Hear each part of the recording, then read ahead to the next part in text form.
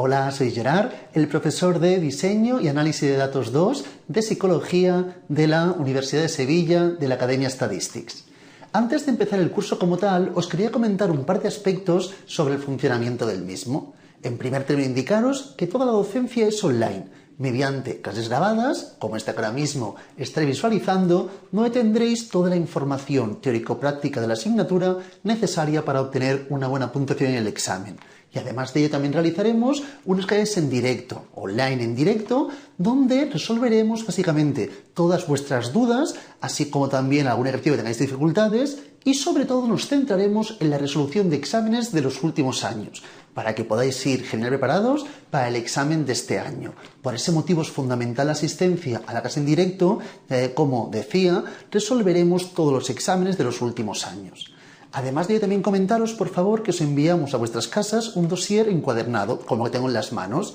Este dossier contendrá toda la información de los ejercicios, de la teoría que iremos viendo en clase, así como de los exámenes. Es fundamental que dispongáis de él porque todo el tiempo iré haciendo referencia a páginas y ejercicios que se encuentran en él. Por lo tanto, es fundamental disponer de él para hacer un buen seguimiento del curso. Si alguien está realizando ahora mismo la clase de prueba y no dispone del dossier aún, puede descargárselo en la página web y así poder hacer un buen seguimiento de la clase de prueba. Yo recomiendo que lo imprimáis porque, como podéis ver, tanto el dossier de prueba como el dossier normal tiene espacios en blanco. La idea es que se vayan rellenando a medida que avancemos con la clase.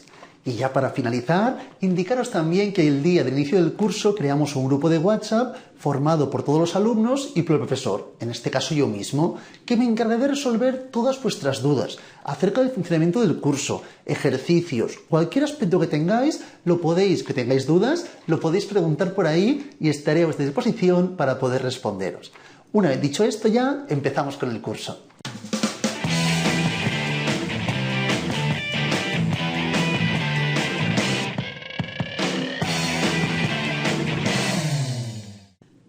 Nos adentramos ya en la información de la asignatura. Indicaros, por favor, que esta primera clase es más bien teórica. A diferencia de las siguientes clases que iremos trabajando aspectos mucho más prácticos, en la clase de hoy nos centraremos en conceptos teóricos.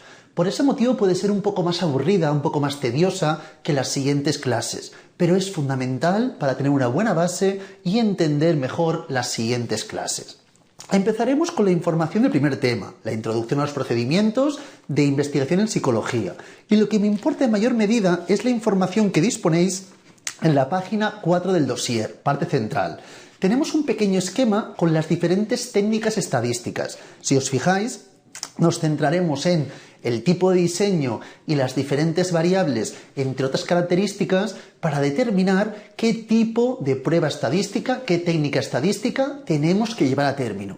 Esta es la parte fundamental de esta clase de hoy y es súper importante para todo el devenir del curso, ya que todo el tiempo iremos haciendo las distintas pruebas según dichas características. Por eso es fundamental que conozcamos teóricamente los conceptos que hoy analizaremos para saber siempre qué prueba tenemos que llevar a término. Para ello empezamos, por favor, en la página 2, donde comentaremos el tipo de diseño, los problemas e hipótesis de investigación y también nos centraremos de forma muy importante en los distintos tipos de variables. Es básico recordar bien los distintos tipos de variables. Seguramente todo el mundo recuerda, pero tenemos que tener en consideración que a partir de ello nos determinará bien de forma congruente cuál es la técnica estadística que tenemos que llevar a término. Una vez dicho esto, iremos comentando los distintos conceptos teóricos. Si alguno de ellos no quedase claro, tuviésemos dudas, lo que sea, podéis siempre preguntármelo por el grupo de WhatsApp, sin ningún tipo de compromiso, más faltaría, ¿de acuerdo? Empezamos ya con la información. Vayamos a la página 2. Aquí me hablan de la psicología es una ciencia ya que usa el método científico. Importante, cualquier conocimiento podrá ser considerado como conocimiento científico siempre que se base en el método científico. El método científico es un procedimiento sistemático y que puede ser reproducible, ¿de acuerdo? Es la parte fundamental correspondiente a esta idea. Una vez dicho esto, hablamos del diseño, que lo tenemos en la parte central superior de esta misma página 2. Si os fijáis, tenéis dos puntos negrizos. En el segundo os indican que el diseño es necesario para la toma de decisiones sobre un seguido de características que ahora comentaremos. Pero antes de adentrarme en eso, el primer punto negrizo es lo que tenemos que rellenar, que hace básicamente referencia a que el diseño hace referencia a la planificación del proceso de recogida y análisis de datos que son necesarios para poder responder a la pregunta de investigación. Es decir, partimos de una pregunta de investigación y tenemos que planificar cómo recogemos y analizamos los datos, ¿de acuerdo? Esa es la idea fundamental que también trabajaremos durante esta clase. Además de ello, seguidamente, como bien os decía, tenéis el segundo punto negrizo, que es necesario para la toma de decisiones sobre, importante, en la elección de las variables. Tendremos que elegir las variables que estaremos trabajando. En segundo término, los valores de dichas variables, ¿de acuerdo? Cuando hablamos de los valores, si hablamos de una variable categórica, hablamos de las categorías. Por ejemplo, si la variable es color de pelo, podemos tener como valores rubio, moreno, castaño y otros. En cambio, si hablamos de una variable cuantitativa, ahí hablaremos de aspectos más bien numéricos. Número de hijos, 0 hijos, 1 hijo, 2 hijos o 3 o más, por ejemplo, ¿de acuerdo? Tercer término, también importante, que ya lo hemos comentado, que es el procedimiento de recogida de los datos. Y el cuarto punto, que es el fundamental para esta asignatura, que es la técnica del análisis estadístico. Básicamente, tendremos que fijarnos en distintos aspectos para determinar cuál es la técnica estadística más adecuada. Una vez dicho esto, nos centramos en los problemas e hipótesis de investigación. En primer término, indicar que existen dos tipos de problemas de investigación. Uno sobre variables y otro sobre relación entre las variables. Cuando hablamos sobre la variable solamente, la primera parte que tenemos, el primer tipo de problemas de investigación, básicamente se centra en la ocurrencia de los valores de una única variable. Nos centraremos en una variable y estudiaremos la ocurrencia de los valores, de las categorías, si hablamos de una variable cualitativa.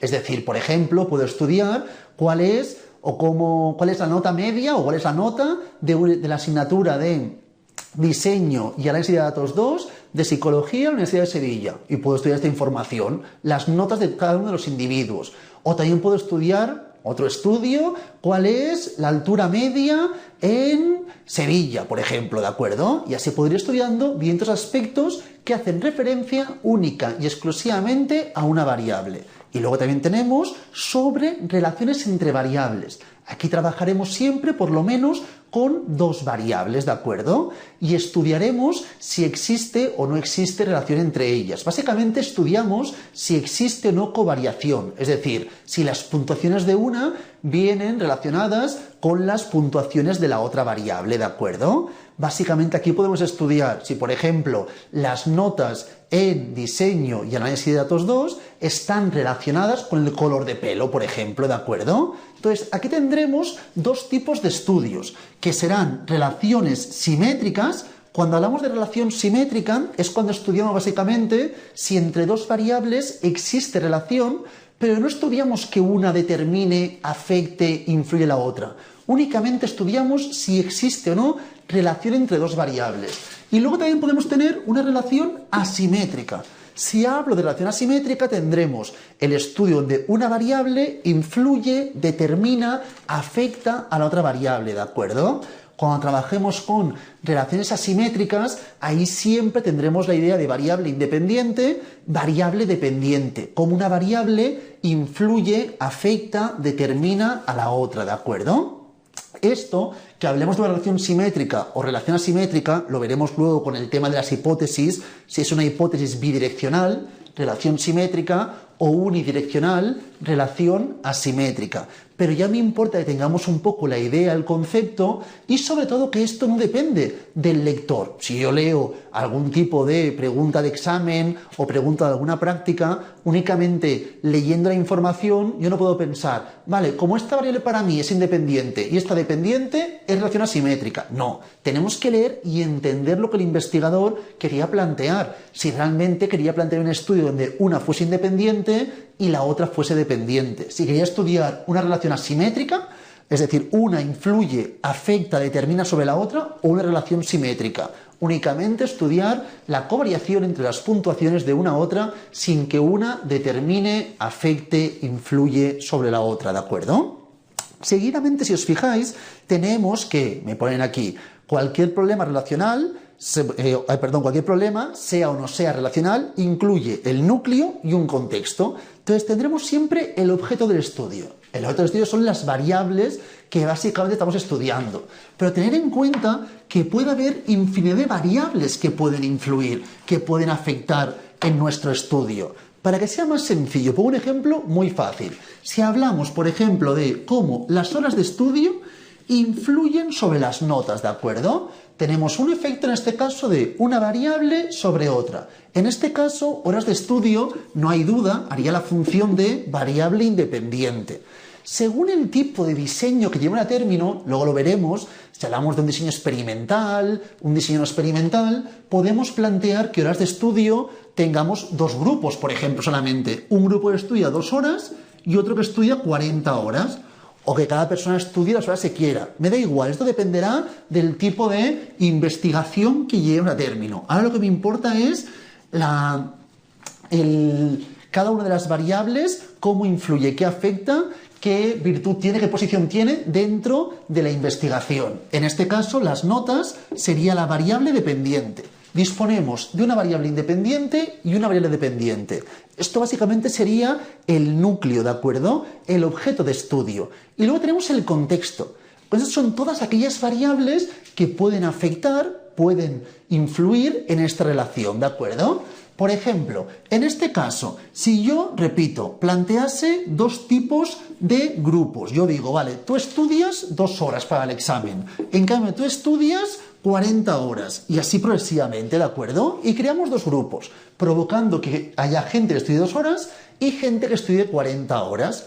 ¿Qué puede ocurrir? Que si hago este reparto al azar, puede ser que toda esta gente que estudie 2 horas, por azar, por casualidad, sí que haya ido a clase. Y toda esta gente que estudia 40 horas, también por un aspecto totalmente azaroso, no haya ido a clase.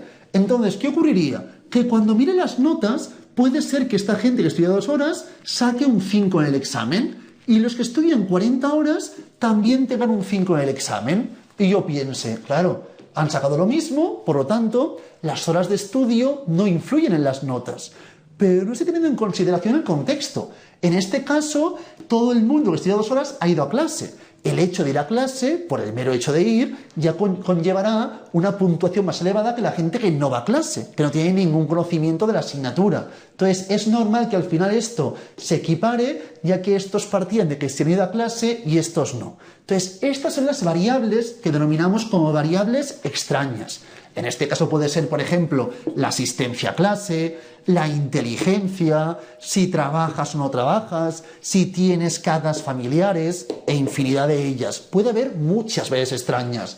No tendremos que tener en consideración todas ellas, ya que puede haber muchísimas, pero en muchos estudios me interesa controlar algunas de ellas. Podremos controlar aquellas variables que consideramos que más pueden afectar a nuestra relación entre la variable independiente y la variable dependiente. Por lo tanto, variable independiente es una variable que en los diseños experimentales, ya veremos, podemos manipular, como en este caso, tú estudias 2 horas, tú estudias 40 horas, a veces en estudios no experimentales no se va a manipular, pero lo que me importa es el efecto sobre la variable dependiente. La variable dependiente es el fenómeno que quiero estudiar y analizamos cómo la independiente influye, afecta sobre la dependiente, ya sea una variable manipulativa o que no podamos manipular. Y luego tenemos las variables extrañas, que son aquellas variables que especifican el contexto y son variables que potencialmente también serían independientes, que también podría estudiar, como la asistencia a clase influye sobre las notas, o como la inteligencia influye sobre las notas, o como trabajar influye sobre las notas. Lo podría hacer, pero en mi estudio, en mi investigación, hacen la función de variables extrañas, ¿de acuerdo?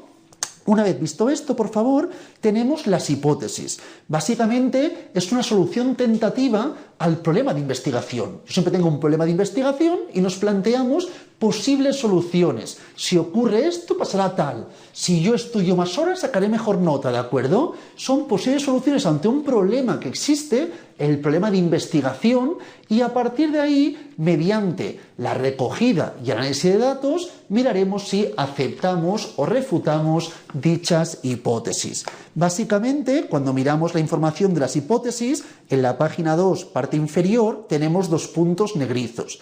El primer punto negrizo básicamente es que los problemas no relacionales, cuando hablamos solamente sobre variables, lo que se hace es hipotizar, planteamos hipótesis sobre la existencia de determinados valores de la variable. Vamos a plantear hipótesis sobre determinados valores de la variable. En cambio, en los problemas relacionales vamos a ver la existencia o no de relación entre variables, pudiendo ser esta relación de dos formas, como bien sabemos, hipótesis bidireccionales, es decir, relación simétrica. En este caso, se predice que van a haber diferencias en los valores de las variables, ¿de acuerdo? Pero aquí no se estipula que una variable influya a otra, no se estipula un sentido determinado, únicamente estudiamos que entre dos variables habrá relación, pero no se plantea el sentido de la relación, de ahí que hablemos de bidireccional. En cambio, unidireccional es cuando se esté planteando un sentido en la relación, ¿de acuerdo? Hay un sentido totalmente determinado. Evidentemente, las hipótesis unidireccionales necesitan un mayor conocimiento previo. Una vez dicho esto, por favor, nos centramos ya en las diferentes fases correspondientes al proceso de investigación. Esto lo tenemos en la página 3, parte superior. Ya los hemos ido comentando, pero hay que declarar la información. En primer término, ya lo hemos dicho, definimos un problema. ¿Cuál es el problema de investigación? Seguidamente, segundo punto, planteamos las hipótesis, formulación de las hipótesis. Importante, estas hipótesis, más bien teóricas de investigación, no las confundamos con las hipótesis estadísticas. Luego ya veremos que planteamos, por ejemplo, que la media de notas en diseño y análisis de datos de los hombres es igual a la media de las notas de las mujeres.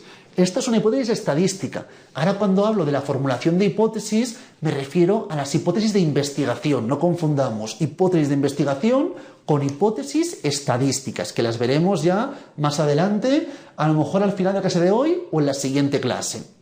Luego tenemos, después de la formulación, la recogida de los datos. Recordar que el diseño nos sirve para planificar bien la recogida y el análisis de los datos, que es el cuarto punto, análisis de los datos. El 5 sería interpretar bien los resultados a partir de los datos obtenidos y las conclusiones. Y por último, la comunicación del proceso y resultados.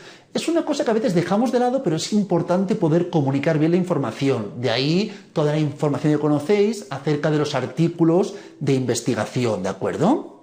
Luego tenemos la clasificación de los diseños y estrategias de investigación científica. Para ello, básicamente, hablamos de si hay o no hay manipulación de la variable independiente. Cuando hablamos de existencia de manipulación de la variable independiente, hablaremos de diseños experimentales o, en su defecto, cuasi experimentales. Habrá casos donde no se podrá manipular la independiente, pero planteo, por ejemplo, si yo hablo de cómo el color de pelo influye sobre las notas. En este caso, yo no puedo decir, vale, tú ahora serás rubio, tú serás castaño. No, aunque se tiñan, me da igual, no influirá en la información. Lo que me importa es si realmente el tener el pelo de un color u otro influye sobre las notas. Por lo tanto, si hiciésemos esta investigación, aquí sería imposible manipular la variable independiente. Entonces, no podría hablar de un diseño experimental o cuasi experimental. En cambio, si hablamos de, por ejemplo, horas de estudio, cómo influyen sobre las notas, aquí sí que podríamos hablar de un diseño experimental o cuasi experimental. Aquí podría haber manipulación, podría no haberla. Se pueden hacer distintos tipos de estudio. Yo podría hacer horas de estudio, por ejemplo, ¿de acuerdo? Y lo que decía, hago un grupo que estudie 2 horas, otro que estudie 40 horas, ¿de acuerdo? Y miro la información que obtienen en las notas. En este caso estamos manipulando. Tú estudias 2 horas, tú estudias 40 horas. Tú 2 horas, tú 40 horas. Aquí habría una manipulación de la variable independiente. Para diferenciar si cuando hay manipulación hablamos de diseño experimental o diseño cuasi experimental, lo que tenemos que saber es cómo se han formado los grupos.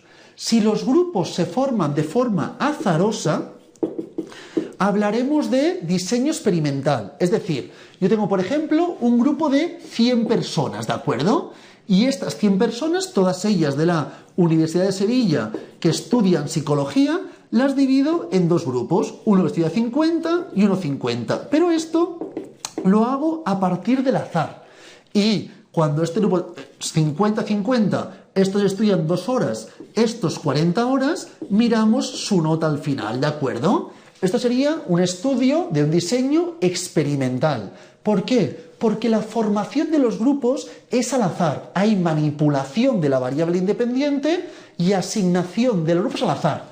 En cambio, si yo cogiese, por ejemplo, lo mismo, gente de psicología de la Universidad de Sevilla, cogemos 50 personas, y gente de psicología de la Universidad de Málaga, y cogemos 50 personas.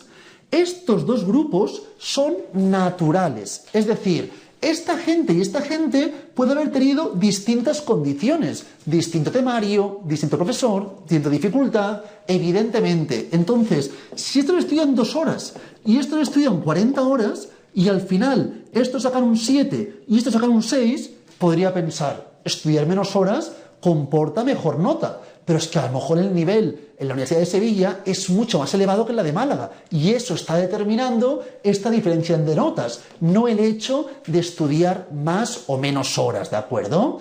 Entonces, a partir de aquí diferenciamos grupos naturales, que son diseños cuasi experimentales, grupos naturales, y grupos aleatorios, que sería en este caso un diseño experimental. Pero esto es cuando manipulamos la variable independiente.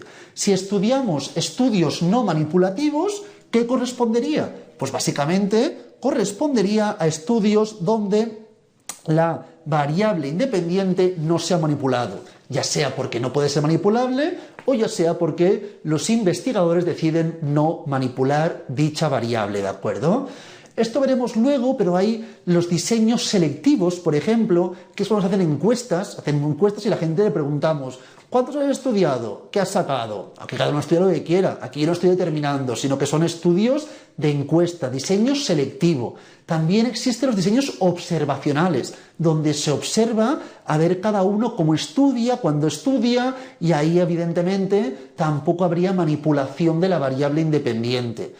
¿Qué es mejor? Pues que dependerá del tipo de investigación que esté llevando a término. A lo mejor puede ser que en ciertos momentos quiera un estudio experimental, pero importante, si estos estudian 2 horas y esto 40, deberemos controlar muchas variables extrañas, porque los experimentales son más bien estudios de laboratorio. Y si empezamos a controlar 2 horas, cómo lo estudian, dónde lo estudian, a lo mejor determinamos que deben estudiar en la biblioteca y sin ruido. Y hay gente que le gusta estudiar con ruido en su casa y por las noches. Entonces, estamos influyendo siempre en la investigación. Dependiendo de qué investigación y cómo queramos llevarla a término, plantearíamos un diseño u otro. Lo que no quiero que digáis es que, vale, este es el mejor diseño, este es el más científico. No, todos son científicos, cada uno tiene sus pros y sus contras. Segundo punto negrizo, el número de variables dependientes. Trabajaréis siempre, en vuestro caso, con solamente una variable dependiente. De forma muy poco normal, en vuestro caso trabajaréis con más de una, generalmente una variable dependiente, que son estudios que se denominan univariados. Si trabajásemos con más de una variable dependiente, hablaríamos de multivariado, diseño multivariado. Luego tenemos también, según el número de variables independientes. Cuando hablamos de una sola variable independiente, es un estudio, un diseño univariable. En cambio, cuando trabajemos con más de una variable independiente, hablaremos de diseños, estudios multivariables. Así como antes os decía que variables dependientes trabajaréis siempre con una, independientes tendremos también una o más de una. No trabajaréis generalmente con más de 2, a veces muy poco recurrentemente sí. Generalmente casi siempre será una o 2 variables independientes. Y luego según la estrategia temporal. Esto también lo veremos luego según las variables cuando hablemos del periodo de tiempo de recogida de datos, pero hablamos básicamente de según estrategia temporal hablamos de transversal o longitudinal. Transversal lo veremos luego cuando hablamos de muestras independientes. Longitudinal, muestras repetidas, muestras relacionadas, ¿de acuerdo? Que esto quede claro porque ya en el tema 2 miraremos bastante información acerca de las muestras independientes y las muestras relacionadas. Cuando hablamos de las muestras independientes, básicamente sería cuando tenemos dos grupos independientes y analizamos la relación en una variable de un grupo respecto a otro. Trabajaremos con dos variables, el que forma los grupos y luego la característica o variable que estamos estudiando.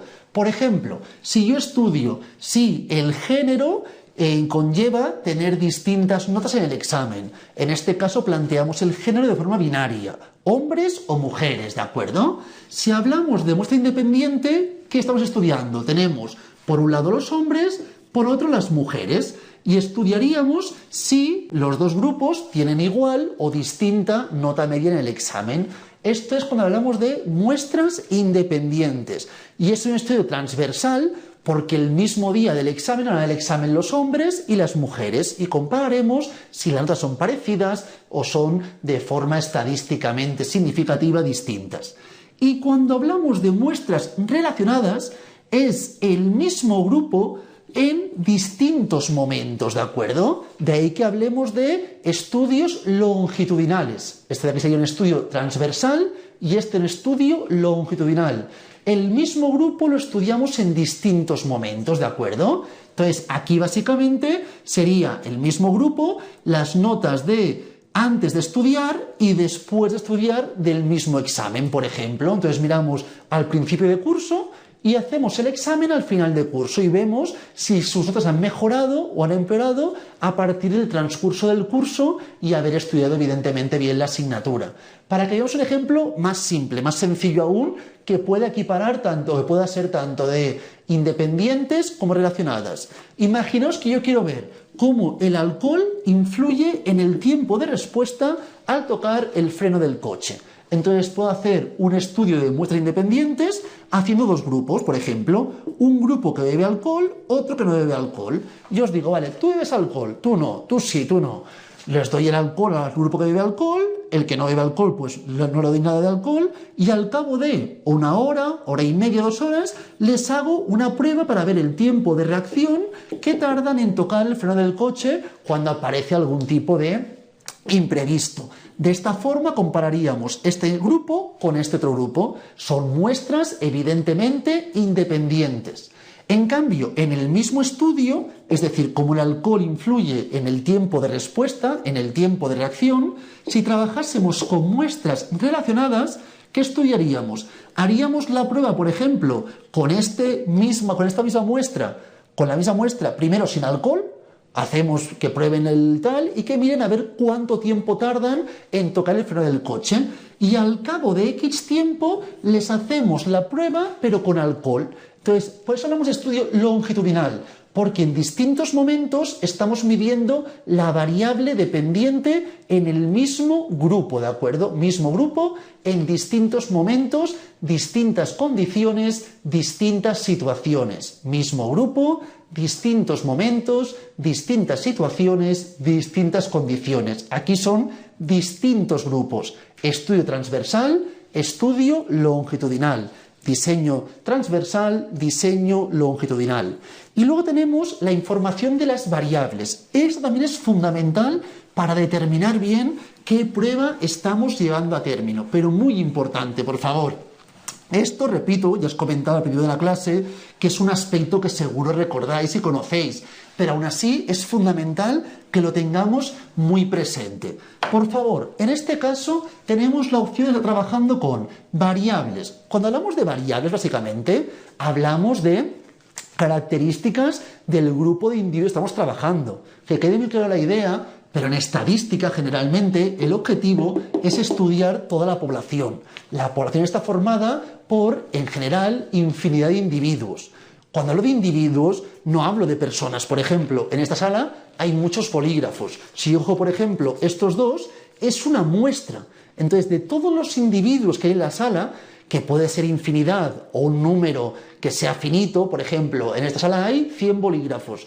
Estos dos es una muestra de los bolígrafos de la sala. Entonces, generalmente, ¿qué hacemos? De toda la población, que en vuestro caso partiremos de poblaciones con individuos infinitos, generalmente, cogeremos una muestra. Esta muestra deberá ser representativa de la población objeto de estudio. Y lo que hacemos siempre es lo mismo. A partir de esta muestra, intentar extrapolar, generalizar, inferir los datos de la muestra hacia la población.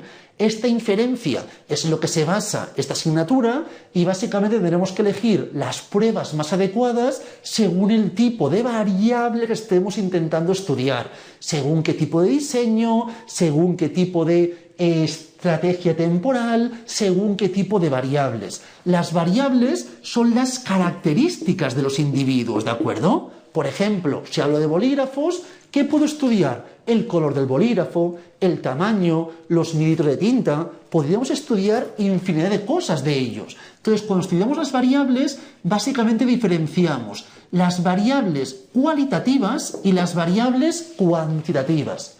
Las cualitativas también se denominan como variables categóricas. Las cuantitativas también se denominan como numéricas. Tenemos las categóricas, cualitativas y las cuantitativas o numéricas.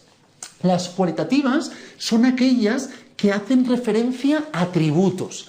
A veces puede que tengan números, pero estos números son simples etiquetas. Por ejemplo, si yo planteo en este caso una variable quali sobre los bolígrafos, podría ser el color.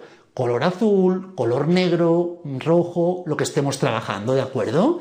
En este caso, yo podría poner que el color rojo es el número 1, el color azul es el número 2 y el negro es el número 3. Pero estos números son etiquetas únicamente, ¿de acuerdo? No tendrían otra función que etiquetar. Cuando hablamos de qualis, diferenciamos dos tipos según las categorías. Las categorías son las opciones de la variable. Ahora hablaba de color azul, rojo, negro. Estas tres opciones serían las categorías de la variable. Entonces diferenciamos variables qualis nominales y ordinales. Las variables qualis nominales son aquellas donde las categorías no están jerarquizadas, no hay una jerarquía preestablecida. Por ejemplo, si os hablo de el color del bolígrafo, azul, rojo, negro, puede que alguien prefiera el color azul, otra persona el negro, pero no hay una estipulación de qué color es mejor, o color de pelo, o nacionalidad, género. Son variables, todas ellas variables cualitativas nominales. No hay una jerarquía preestablecida entre las categorías. Luego tenemos las variables qualis ordinales. Ordinales, básicamente, las que se denominan qualis, muchas veces hablan de cuasi cualitativas, porque serían básicamente aquellas que tendrían pocos valores. Por ejemplo, si yo hablo de nivel de estudios, primario, secundario, universitario y doctorado, aquí sí que habría una jerarquía entre categorías, ¿de acuerdo? Habría un orden. Cuando como máximo tengamos, en este caso, aproximadamente 4 alternativas, hablaremos de ordinal cuasi cualitativa. Cuando tengamos 5 más, cuando haya un orden de 5 más, ahí hablaríamos de cuasi cuantitativa, que estará un poco en el centro que ahora comentaremos, ¿de acuerdo? Básicamente en psicología es muy recurrente las escalas Likert, sobre todo, que nos dicen: indique del 1 al 7 cuál es su grado de satisfacción con esta situación. Entonces ahí, esa escala de 1 al 7 se consideraría más bien una variable cuasi cuantitativa. Estaría en escala ordinal, pero sería, en este caso, una variable cuasi cuantitativa. Si os pregunto, ¿cuál es el grado de motivación para el examen? El mínimo es un 1 y el máximo es un 3. Hay un orden y este orden evidentemente es ordinal, pero como tenemos menos de 5 opciones, hablaríamos de una variable cuasi cualitativa. Generalmente, si hacen referencia a aspectos numéricos y estos aspectos numéricos, repito, tienen como mínimo 5 categorías, 5 opciones, 5 niveles, hablaríamos de cuasi cuantitativa. Generalmente también, muy importante, cuando hablamos de las variables cualitativas ordinales, hay que tener en consideración que la diferencia entre los números no está estipulada. Si yo digo motivación para el examen del 1 al 4 hay un orden, pero no hay una estipulación definida entre un valor y otro. La diferencia no tiene por qué ser la misma del 1 al 2 que 2 a 3, que 3 a 4. Seguramente, conceptualmente, del 1 al 2 la diferencia es mayor que 2 al 3 a veces, porque entre un 2 y un 3 vemos menos diferencia que entre 1 y un 2. Entonces, lo que quiero que veáis que según el tipo de planteamiento, estos números no tienen diferencias estipuladas entre valores. Cosa que sí que ocurre cuando hablamos de las variables cuantitativas discretas, ¿de acuerdo? Básicamente aquí, cuando hablamos de cuantitativas, hablaremos de escala de intervalo y escala de razón, según la escala, pero luego también haremos una diferenciación de las cuantitativas según los valores. Entonces tenemos las discretas y las continuas. Voy a explicar esto bien, a todo el mundo quede claro. Aquí básicamente me importarán los dos aspectos, ¿de acuerdo? Pero básicamente lo que me importará es que diferenciemos bien si la variable es quali o es quanti. Eso será la parte fundamental. El tipo de escalas y esto es un poco más para acabar de entender mejor todos los conceptos. Pero lo fundamental, que diferenciemos si es quali o es quanti. Pero ya que estamos, recordemos bien cada una de las escalas. Hemos dicho que las quali serán nominal u ordinal cuando esta tiene pocas niveles, pocas categorías, y hablamos de quasi quali. En las quantis hablamos de ordinal, cuando tenemos un ejemplo de cuasi cuantitativa, una escala Likert con por lo menos 5 valores, intervalo, que sería las diferencias sí que están estipuladas y son las mismas, de 1 a 2 la diferencia es la misma que de 2 a 3, pero el 0 es un 0 arbitrario, ¿de acuerdo? El 0 no indica la ausencia de la característica. Un ejemplo muy recurrente es la temperatura. La temperatura del 0 no indica la ausencia. Es más, hay distintas escalas correspondientes a la temperatura. Fahrenheit, Celsius, diferentes, donde el 0 es un 0 arbitrario. El 0 depende del investigador. Entonces, el 0 no indica la ausencia de la característica. Pero la diferencia entre los valores se mantiene estable, ¿de acuerdo? En cambio, en escala de razón, el 0 es un 0 absoluto. 0 es un 0 absoluto. Antes era arbitrario, aquí no es arbitrario, es absoluto. El 0 indica la ausencia de la característica. Por ejemplo, si yo peso 0, no existe, no tengo peso, ¿de acuerdo? El peso sería nulo. Entonces, de ahí hablaremos de 0 como ausencia de la característica. Cualquier variable, generalmente, para que lo veamos, que tenga unidad de medida, peso, altura, edad, el 0 es absoluto. Cuando hablemos de variables que muchas veces no tienen unidad de medida o solo tienen una, no tienen distintas, por ejemplo, si hablo del peso, se puede medir en kilos, se puede medir en gramos, miligramos, así progresivamente. Si hablo de la altura, centímetros, metros, decímetros, etc. Si hablamos de la edad, años, meses, días, segundos, etc. Pero si hablamos, por ejemplo, de grados, solo tenemos 20 grados, 30 grados, ¿de acuerdo? Aunque tengan decimales, no hay distintas opciones. O si hablamos de nota en un examen muchas veces, puedes sacar un 0, un 1, es la puntuación. Entonces, en ese caso sería más bien un 0 arbitrario. Sería 0 absoluto, repito, cuando hablásemos de una variable donde el 0 indicase la ausencia de la característica. La gran mayoría de test que utilizamos en psicología acostumbran a ser siempre en escala de intervalo, ya que el 0 no indica la ausencia ni de inteligencia, ni de depresión, ni de felicidad, sino que el 0 es un valor arbitrario. Muchas veces muchos test no disponen ni del 0, ¿de acuerdo? Y luego dentro de las variables quantis diferenciamos según sus valores las discretas de las continuas. Esto no es según la escala, sino según los valores. Las variables discretas son aquellas que entre dos valores consecutivos no tienen ningún valor. Por ejemplo, número de hijos. De 0 hijos a 1 hijo no puede haber ningún valor. De 1 a 2 tampoco, y así progresivamente. En cambio, en las variables continuas, entre dos valores consecutivos puede haber infinidad de valores. Por ejemplo, si hablo de el peso, entre 70 kilos y 71 kilos, puede haber infinidad de valores según la sensibilidad de la herramienta de medida. Cuanto más sensible sea la herramienta de medida, más preciso podremos ser y, por lo tanto, podremos determinar de forma más concreta los valores indicados. Entonces, entre dos valores consecutivos habrá infinidad de valores. En las continuas, en las discretas no. Pero repito, lo que me importa es que diferenciemos bien si la variable es quali o es quanti. Eso es la parte fundamental. Si hablo, por ejemplo, de la edad, en primer término, no me dice nada más, entendemos que es una variable cuantitativa. Cuantitativa medida en escala de razón, ya que el 0 es un valor absoluto, no arbitrario. Y además de ello, por favor, podríamos decir que en principio es continua, porque entre 1 año y 2 años hay infinidad de valores, según si medimos en días, en meses, en segundos y así progresivamente, ¿de acuerdo? Pero luego también pensad, por favor, que la edad se puede recategorizar. A veces podemos trabajar con la edad en grupos. La gente, niños, adolescentes, adultos y ancianos, por ejemplo. Entonces se plantearían 4 grupos. Cualquier variable cuantitativa se puede recategorizar.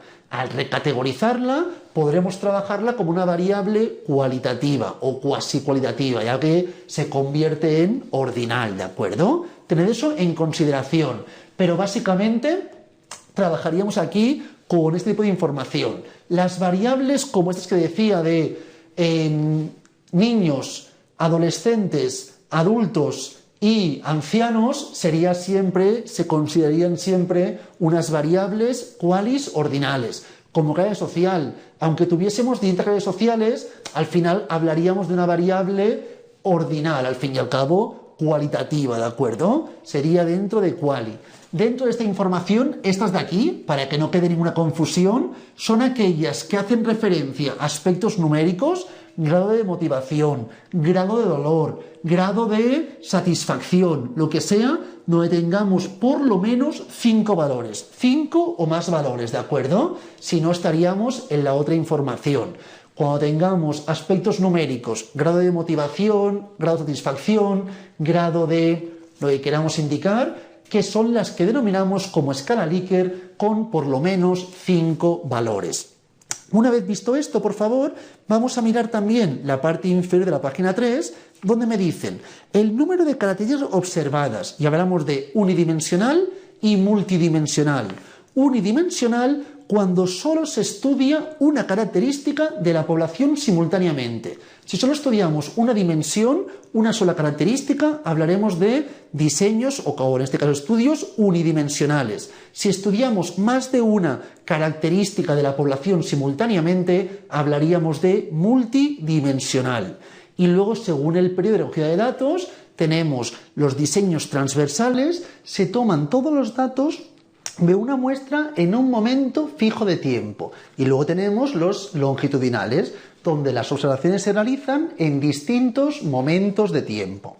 Una vez dicho esto, por favor, vamos a trabajar ya la parte fundamental, la que me importa en mayor medida, que es la que tenemos, por favor, en la página 4, parte central. Para ello, en primer término, vamos a comentar distintos aspectos que nos determinarán cuál es la técnica estadística adecuada. Si os fijáis, tenéis 4 puntos negrizos en la parte superior. Primer punto negrizo, la situación, que si os fijáis, en el esquema sería la primera columna, ¿de acuerdo? Entonces, aquí habrá que tener presente los distintos diseños de investigación. Ya lo conocemos, pero recordadlo, por favor. Diseño experimental. En estos casos, los individuos se asignan a los grupos de manera aleatoria y siempre trabajamos con un entorno muy controlado, ¿de acuerdo? Repito, los individuos se asignan de manera aleatoria, habrá manipulación generalmente de la variable independiente y trabajamos con un entorno muy controlado. En diseños cuasi experimentales, como también sabemos, los individuos no se asignan de forma aleatoria. También acostumbra haber manipulación, pero la formación de los grupos es natural. Y luego tenemos el diseño correlacional o selectivo, que aquí lo que hacemos es pasar básicamente cuestionarios, encuestas. Se pasan encuestas y ahí no hay ningún tipo de manipulación de la variable independiente. Si os fijáis, en la primera columna tenemos situación en el esquema. En primer término hablaremos de los diseños experimentales, cuasi o correlacionales. En cambio, cuando hablemos de la parte final, si os fijáis, solo tendremos estudios correlacionales, ¿de acuerdo? Luego tenemos también el número de variables. Veremos que podemos trabajar con generalmente con 2 variables o con más de dos variables. Como podéis ver, lo más recurrente es trabajar prácticamente siempre con únicamente dos variables, ¿de acuerdo? Una independiente y una dependiente, aunque eso no quita que haya estudios donde trabajemos con más de una variable independiente. Luego las escalas de las variables. Esto es fundamental para determinar la técnica estadística que tenemos que utilizar. Fijaos por favor bien que aquí trabajaremos con variables qualis o variables quantis. Es lo primordial, lo que me importa en mayor medida. Fijarnos bien si la variable es quali o es quanti. Luego, si os fijáis, donde pone variable independiente, que sería la información correspondiente a la tercera columna, tenemos 2K o más de 2K. Cuando pone 2K se refiere a dos categorías.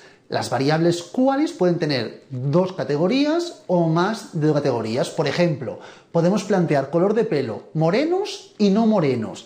Eso sería si planteamos únicamente dos grupos, dos categorías.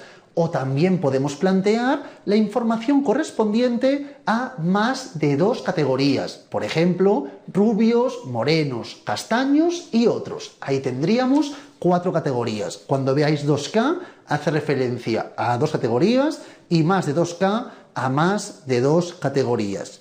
Luego también fijaos, por favor, que en el esquema, en la segunda columna, tenemos el diseño, que hablaremos de grupos independientes o de muestras relacionadas. Lo hemos explicado también antes. Recuerda bien la diferencia cuando hablemos de grupos independientes o de muestras relacionadas. Y luego tenemos si se cumplen o no ciertos supuestos, ciertas condiciones. Sobre todo las pruebas paramétricas, que ya las analizaremos, se deben cumplir ciertos requisitos, ciertos supuestos para que puedan ser llevadas a término. Si no se cumpliesen, tiene que trabajar con pruebas no paramétricas. Entonces, las condiciones de aplicación irán cambiando según cada prueba, pero fundamentalmente tendremos dos. La normalidad, que es básicamente que la variable se distribuya según la ley normal, y la homocedasticidad.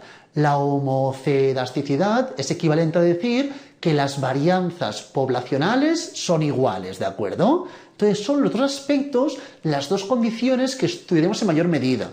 Muchas veces ni se estudia la homocedasticidad, si os fijáis, en algunos casos así lo veis, pero generalmente trabajaremos con ambos aspectos, el supuesto de la normalidad y de la homocedasticidad. Y a partir de aquí podemos ver las técnicas que tendremos que ir aplicando. Si miráis el esquema, si trabajamos con diseño experimental o cuasi o correlacional selectivo, trabajamos con grupos independientes. Grupos independientes. Es decir, por ejemplo, como me pone grupos independientes con dos categorías y una variable dependiente que sea quanti, puedo plantear el ejemplo de hombres, mujeres. Tenemos una variable, en este caso género, únicamente estudiada de forma binaria, con dos opciones, y miramos las notas. Entonces estudiamos si notas de los hombres son iguales o distintas a las notas de las mujeres, ¿de acuerdo? Tenemos una quanti, una quali, la quali con dos grupos y grupos independientes. Tendríamos que estudiar aquí la normalidad, si se cumple o no la condición de aplicación de normalidad. Para estudiar la normalidad, ya lo veremos, pero básicamente corresponderá estudiar si la variable cuantitativa, en este caso las notas, en los dos grupos, en el grupo de hombres y en el grupo de mujeres, si se distribuye según la ley normal. Si la variable quanti en ambos grupos es normal, se cumplirá la condición de aplicación. Y luego estudiaremos la homocedasticidad, es decir, si hay o no hay igualdad de las varianzas poblacionales. Es decir, que si la varianza de las notas de los hombres es igual a la varianza de las notas de las mujeres. En el supuesto que las varianzas fuesen iguales, sí que habría homocedasticidad. Si fuesen distintas, tendríamos heterocedasticidad. Para estudiar una prueba u otra deberemos mirar si se cumplen dichos supuestos. En el supuesto que se cumpliese la normalidad, que la variable quanti en ambos grupos fuese normal y se cumpliese la homocedasticidad, la igualdad de las varianzas poblacionales, podríamos plantear TD Student ANOVA, y también se podría plantear la regresión lineal simple, que son las pruebas que tenemos en la primera línea del esquema. T de estudio de grupos independientes, ANOVA de grupos independientes y también la regresión lineal simple. Estas son las 3 pruebas que podríamos llevar a término, en este caso, bajo el cumplimiento de dichas condiciones. La TDStudent y la ANOVA son 2 pruebas que ya estudiasteis en diseño y análisis de datos 1. Si recordáis, ahí estudiasteis la información de esta TDStudent y esta ANOVA, cuando trabajábamos con una variable quali con 2 valores y una quanti. Esto ya lo conocéis. Si trabajamos con una quali que está formada por 2 valores y una cuantitativa, en este caso trabajábamos con TDStudent o con ANOVA. Todo eso ya lo tenemos estudiado, pero igualmente lo refrescaremos en esta asignatura. Igual también que cuando trabajabais, por ejemplo, con 2 variables cuantitativas, trabajabais con la correlación de Pearson. Si teníamos una quanti y una quanti, es decir, 2 quantis, y se cumplía la normalidad, recordad que trabajábamos con la correlación de Pearson. Esto lo tenéis en la 4ª fila por la parte inferior. Teníamos 2 quantis, se cumplía la normalidad, correlación de Pearson. Aquí también tenéis la regresión lineal simple, pero son conceptos nuevos que esto no los estudiamos en la diseño y análisis de datos 1. Y luego, no está aquí, pero también en diseño y análisis de datos 1 estudiasteis cuando trabajábamos con 2 variables categóricas, 2 cualitativas. Eso lo trabajabais, si recordáis, con chi cuadrado de Pearson, ¿de acuerdo? Esto ahora mismo aquí no lo trabajaremos, pero son las 3 pruebas que ya sabemos, que ya conocemos, pruebas estadísticas de diseño y análisis de datos 1. Aquí, en diseño y análisis de datos 2, trabajaremos todas las pruebas que vemos en este esquema. Iremos analizando siempre la información con tranquilidad, comentando cada prueba en cada momento, pero quiero que tengamos esta concepción desde el inicio para luego poder realizarlo de forma más congruente. Y para finalizar ya los aspectos más bien teóricos, igualmente, si alguien de este esquema hay algún aspecto que no acabe de entender, que no acabe de saber llevar a término, que me lo pregunte sin compromiso por el grupo de WhatsApp. Ya iréis viendo también que esta información, a medida que avancemos, irá quedando más clara. Ahora solamente es un esquema para ir siempre a esta página para organizar la información. Vale, estamos estudiando esto con esto. Haremos esta prueba porque lo pone en el esquema. Que tengamos esta idea básica siempre para hacer un buen seguimiento del curso. Y luego nos centramos ya en la información de la validez de la investigación. Página 4, parte inferior. Dice, en este caso, que la validez de la investigación depende de, y tenemos un seguido de puntos. El primer punto, indicar que la validez de la investigación depende de la naturaleza de las variables y sus definiciones, del diseño de investigación y de la técnica estadística utilizada. Que quede claro, que depende de la naturaleza de las variables y sus definiciones, del diseño de investigación y de la técnica estadística utilizada. Luego, si os fijáis, en este caso me dice que en toda investigación científica se trabaja con conceptos que deben ser operacionalizados para que puedan ser medidos. Pensar que en psicología muchas veces trabajamos con constructos, que son aspectos que no son directamente observables. Como no son directamente observables, tenemos que buscar indicadores para poder medirlos. Y eso es cuando hablamos de operacionalizar la variable en cuestión. Por ejemplo, yo quiero estudiar la tristeza. No puedo directamente estudiarla. Tengo que buscar los indicadores para poder analizarla. Y evidentemente tenemos que asegurarnos que los indicadores explican de forma congruente el constructo que queremos analizar.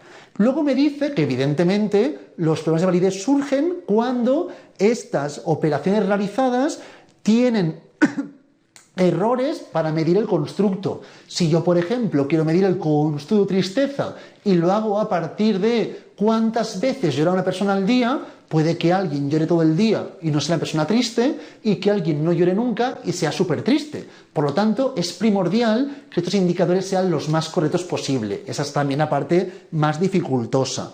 Y luego que con el diseño que determinamos, tenemos que asegurarnos de 2 aspectos. En primer término, de la validez interna, es decir, que las variables extrañas están debidamente controladas. Validez interna que las variables extrañas están correctamente controladas. Y en segundo término, como podemos comprobar aquí, hablamos de la información de la validez externa, que los resultados del estudio se puedan generalizar a otras situaciones, ¿de acuerdo? Entonces, hablaremos dentro de validez de dos aspectos. Validez interna, que es básicamente que las variables extrañas estén debidamente controladas, y validez externa, que los resultados del estudio se puedan generalizar a otras situaciones. Esta es la parte fundamental.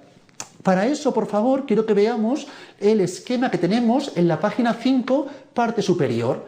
Validez interna. Pues evidentemente cuando estudiamos la relación inequívoca entre variable independiente y la dependiente.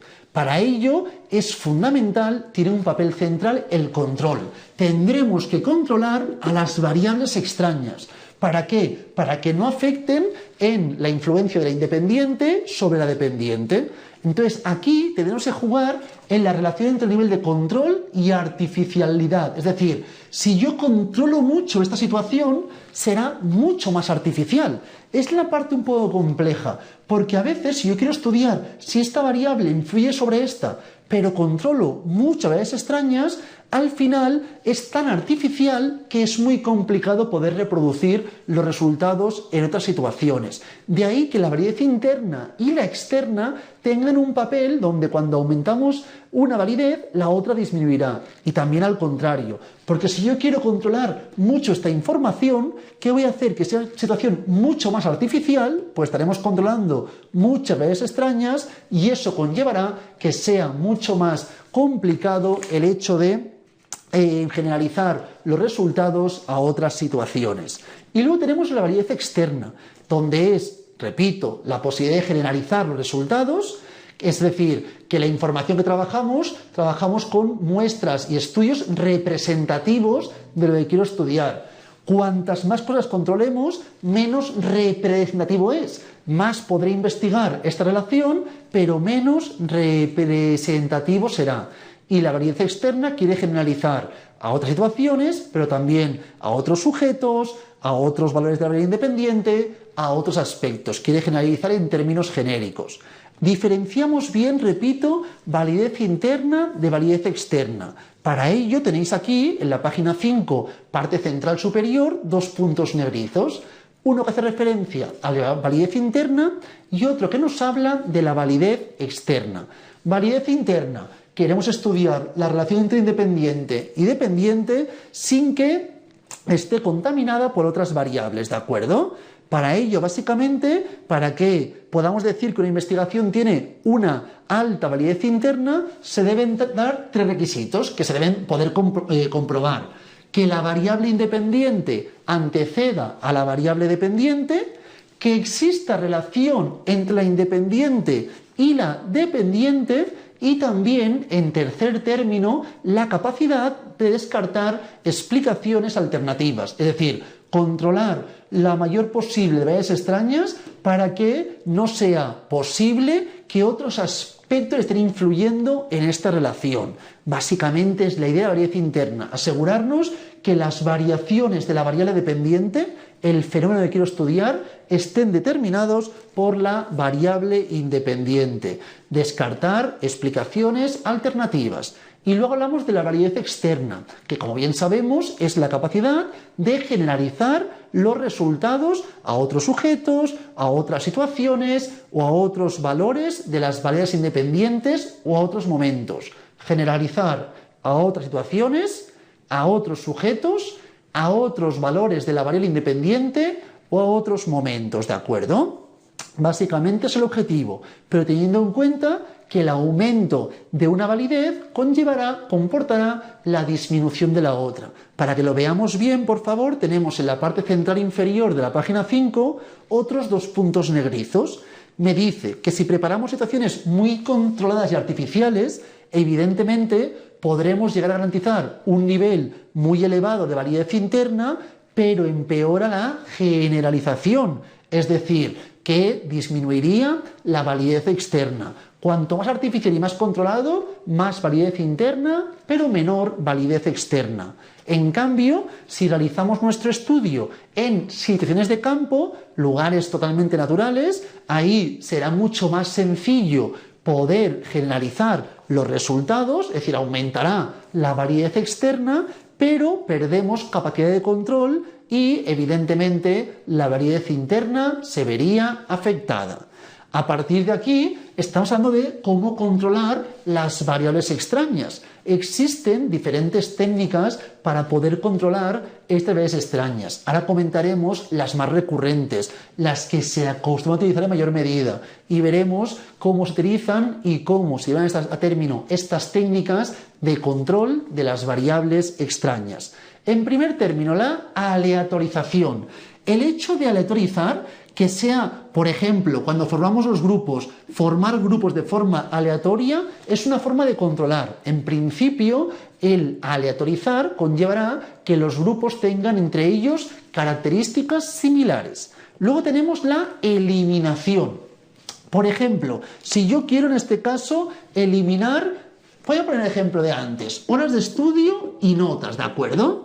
Y tenemos horas de estudio, dos grupos, uno que estudia 2 horas y otro que estudia 40 horas. Si yo aleatorizo los grupos y hago totalmente al azar, tengo 50 personas, 25 y 25, estamos trabajando con una técnica de control que me sirve para controlar la gran mayoría de variables extrañas. Pero luego tengo técnicas más precisas, como la eliminación. Imaginaos que yo pienso que el ruido ambiental puede ser un aspecto que está influyendo. Lo puedo controlar. ¿Cómo lo puedo controlar? Eliminándolo. Es decir, situación más artificial, pero controlo más este efecto. ¿Cómo lo puedo eliminar? Que todo el mundo estudie sus horas, sus 2 o sus 40 horas, en una sala insonorizada que yo voy a preparar. La preparo para poder controlar esta variable extraña que es el ruido ambiental. Luego tenemos la igualación o constancia, que es mantener constante una variable. Por ejemplo, digo, vale, tengo esta información, pero yo sé que las mujeres obtienen mejor nota que los hombres. Si yo hago directamente al azar, puede ser que esas 40 personas, que estas personas, si tenemos 50 personas, 25 estudian 2 horas y 25 estudian 40 horas, puede ser que en este grupo la mayoría sean mujeres y en este la mayoría hombres. Si yo no quiero que eso ocurra, porque evidentemente puede repercutir negativamente en mi estudio, ya que sé que el género puede determinar, puede influir en las notas obtenidas, ¿qué puedo hacer? Mantener constante, igualar la variable, todo hombres o todo mujeres. En mi investigación solo participan hombres o mujeres, ¿de acuerdo? Luego tenemos el bloqueo o balanceo. Claro, si yo digo, solamente trabajaré con hombres o mujeres, ¿qué ocurre? Que a veces estas investigaciones requieren de mucho esfuerzo y hay pocos participantes. Si desecho a la mitad de ellos, esa vez es un poco tontería. Entonces, una opción que tenemos es el bloqueo o la información correspondiente al balanceo.